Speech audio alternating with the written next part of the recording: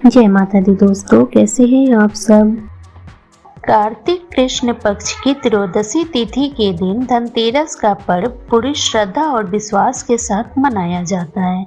धनवंतरी के अलावा इस दिन देवी लक्ष्मी और धन के देवता कुबेर की पूजा करने की मान्यता है। इस दिन को मनाने के पीछे धन्वंतरी के जन्म लेने की कथा के अलावा इसके बारे में एक दूसरी कहानी भी प्रचलित है। कहा जाता है कि एक समय भगवान विष्णु मृत्यु लोक में विचरण करने के लिए आ रहे थे। तब लक्ष्मी जी ने भी उनसे साथ चलने का आग्रह किया। तब विष्णु जी ने कहा कि यदि मैं जो बात कहूँ तुम अगर वैसा ही मानो तो फिर चलो। तब लक्ष्मी जी उनकी बात मान गई और भगवान विष्णु के साथ भूमंडल पर आ गई। कुछ देर बाद एक जगह पर पहुंचकर भगवान विष्णु ने लक्ष्मी जी से कहा कि जब तक मैं न आऊं तुम यहाँ ठहरो। मैं दक्षिण दिशा की ओर जा रहा हूँ, तुम उधर मत आना। लक्ष्मी जी ने विष्णु जी के जाने पर लक्ष्मी के मन में कौतूहल जगा कि आखिर दक्षिण दिशा में ऐसा क्या रहस्य है जो मुझे मना किया गया है, और भगवान स्वयं चले गए। लक्ष्मी जी से रहा न गया और जैसे ही भगवान आगे बढ़े लक्ष्मी भी पीछे पीछे चल पड़ी। कुछ ही आगे जाने पर उन्हें सरसों का एक खेत दिखाई दिया जिसमें खूब फूल लगे थे। सरसों की शोभा देखकर वह मंत्रमुग्ध हो गई और फूल तोड़कर अपना श्रृंगार करने के बाद आगे बढ़ी। आगे जाने पर एक गन्ने के खेत में लक्ष्मी जी गन्ने तोड़कर रस चूसने लगी। उसी क्षण विष्णु जी आए और यह देख लक्ष्मी जी पर नाराज होकर उन्हें शाप दे दिया। मैंने तुम्हें इधर आने को मना किया था पर तुम न मानी और किसान की चोरी का अपराध कर बैठी। अब तुम इस अपराध के जुर्म में इस किसान की 12 वर्ष तक सेवा करो। ऐसा कहकर भगवान उन्हें छोड़कर क्षीर सागर चले गए।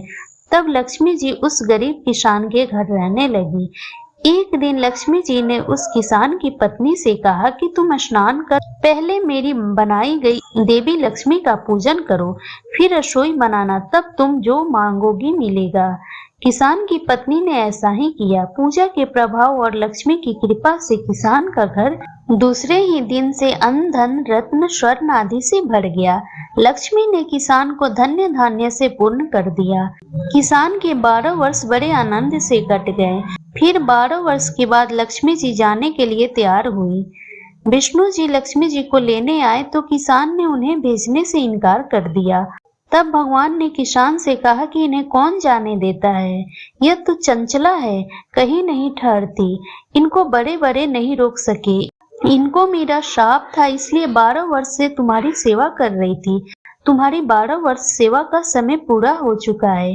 किसान हठ पूर्वक बोला कि नहीं, अब मैं लक्ष्मी जी को नहीं जाने दूंगा।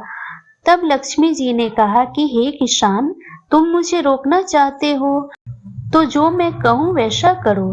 कल तेरस है, तुम कल घर को लीप पोत कर स्वच्छ करना, रात्रि में घी का दीपक जलाकर रखना और सायंकाल मेरा पूजन करना और एक तांबे के कलश में रुपये भरकर मेरे लिए रखना।